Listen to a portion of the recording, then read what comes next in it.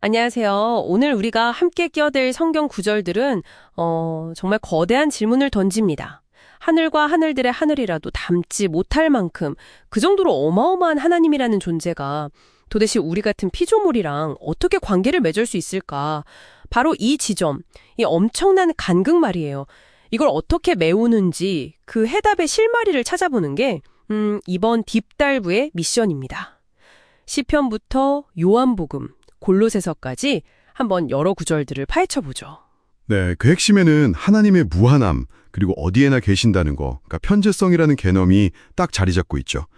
예레미야서 같은 데 보면 하나님은 그냥 공간을 채우는 정도가 아니라 뭐랄까, 과거, 현재, 미래, 이 모든 시공간을 초월해서 동시에 존재하시고 또 유지시키는 분으로 그려지거든요. 시편 기자도 고백하잖아요. 어디를 가든 피할 수 없다고. 이건 뭐 공기처럼 어디에나 있다는 수준을 넘어서는 거죠, 정말로요. 와, 이건 뭐 스케일이 상상이 안 되는데요. 이사야서에서는 온 세상이 그분 앞에서는 그냥 물통의 한 방울 물, 아니면 저울의 티끌, 뭐 그 정도라고 하니까요. 이렇게 어마어마하시다면 우리 같은 존재는 너무 작아서 뭐 의미가 없는 건 아닐까? 그런 생각도 들 수 있겠어요. 바로 그 지정인데요. 거기서 성경은 아주 중요한 전환을 보여줘요. 모든 만물이 그분을 통해 또 그분을 위해 창조되었다. 이렇게 선언하면서도요. 동시에 유한한 우리 피조물은 그 무한한 창조주를 직접 마주할 수는 없다고 말해요. 심지어 본다면 살 수 없을 거라고까지 하죠. 그러니까 보이지 않고 너무나 거대하셔서 직접 소통하기는 좀 어려운 분이라는 거예요. 그렇다면 그 간극은요, 어떻게 메워질 수 있는 거죠? 보이지 않는 분을 우리가 어떻게 알아요? 바로 거기서 이제 아들, 그러니까 예수 그리스도의 역할이 결정적으로 등장하는 겁니다. 요한복음이 아주 명확하게 말하잖아요.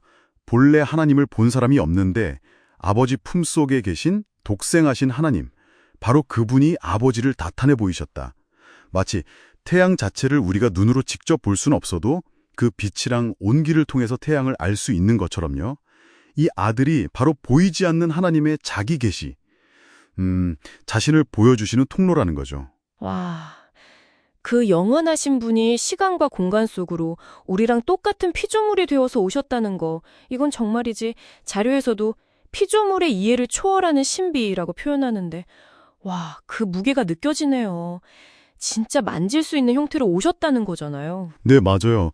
피조물이 하나님을 보고 알 수 있도록 하기 위한 뭐랄까 가장 직접적인 방법인 셈이죠. 그리고 성경은 이 아들이 만물의 상속자이고 또 심판자로 세워졌다고 덧붙여요.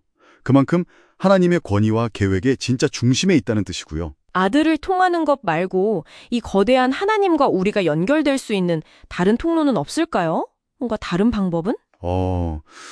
또 다른 중요한 연결점으로 보좌와 이름이라는 개념이 제시돼요. 하나님께서 특정 장소, 예를 들면 하늘이나 성전에 당신의 보좌를 두셨다 또는 당신의 이름을 거기에 두셨다 이런 표현들이 있거든요. 시편이나 에스라 같은 곳에요. 이게 뭐랄까 약간 대사관 같은 거예요. 그 나라 전체는 아니지만 그 나라의 권위와 임재를 대표하고 또 소통하는 공식적인 창구인 셈이죠. 하나님의 이름은 그래서 단순한 호칭이 아니라 그분의 권능, 통치, 그리고 우리가 그분께 나아갈 수 있는 통로, 이걸 상징하는 거죠. 그거 흥미롭네요. 그럼 이 이름이라는 건 아들과도 관련이 있는 건가요? 네네. 시브리서에 보면요. 아들은 아버지로부터 그 이름을 상속받으셨다고 나와요. 그러니까 아버지의 권위와 통치권을 위임받아서 그 이름으로 피조 세계를 다스리시는 분, 이렇게 자연스럽게 연결되는 거죠. 그렇군요.